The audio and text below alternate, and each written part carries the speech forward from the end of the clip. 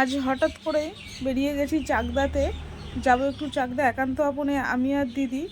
ছিল দিনটা শুক্রবার, হাটবার, একটু ভেবেছিলাম হাটে ঘুরবো, যার কারণেই যাওয়া।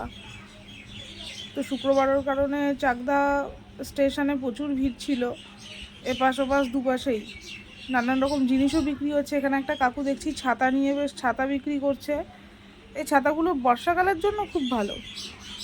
এখানে আইসক্রিম বিক্রি হচ্ছিলো, বেশ বিস্কুট আইসক্রিম, নারকেল আইসক্রিম, কিন্তু খুচরো না থাকার কারণে আইসক্রিম কিনে আর খাওয়া হয়নি।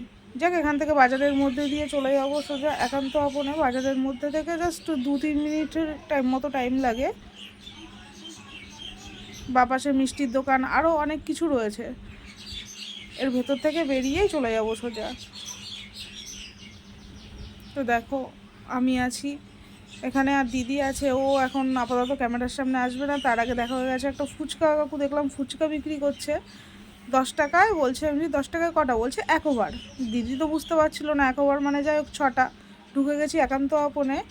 এখানে ঢুকতেই দেখলাম যেসব মানে ফুড ব্লগাররা এসেছিলো তাদেরকে নিয়েই সুব্রত আঙ্কেলের বেশ একটা ব্যানার টাইপের এখানে দেওয়া আছে। তো দেখো, ভেতরের অ্যাম্বিয়েন্সটাও খুবই ভালো ছিল। বেশ বসে রেস্টুরেন্টটায় খাওয়ার জন্য আমি বলবো ঠিক আছে, বেশ সাজানো গোছানো সব কিছুই আছে। যাক, আমরা এবার বিরিয়ানি অর্ডার করেছি, দেখি কখন আসে।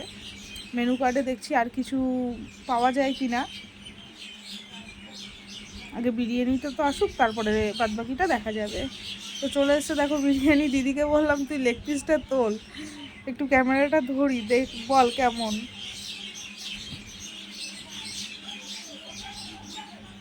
দেখো, ও একটু লজ্জায় পাচ্ছে। হ্যাঁ, ঠিক আছে।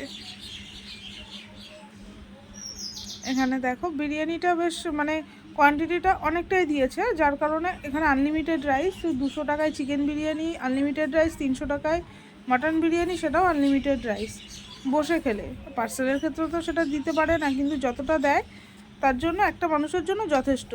দেখো, চিকেনের লেগ পিসটা একটু যাই টেস্ট করে দেখলাম, বেশ ভালো, বেশ জুসি আছে।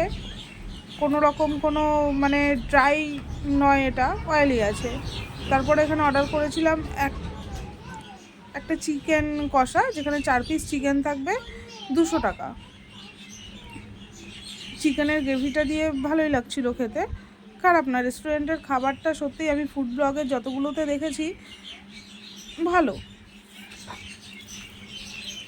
এর পাশে একটা আছে বিরিয়ানি প্লাজা, ওটাতেও ভেবেছিলাম যাব, কিন্তু ওটাতে না গেলাম। এটা অনেকবার দেখেছি, তো এটাতেই একবার গিয়ে টেস্ট করে আসি। যাক, দুজন বেশ নেড়ে চেড়ে খাওয়া দাওয়া চলছে।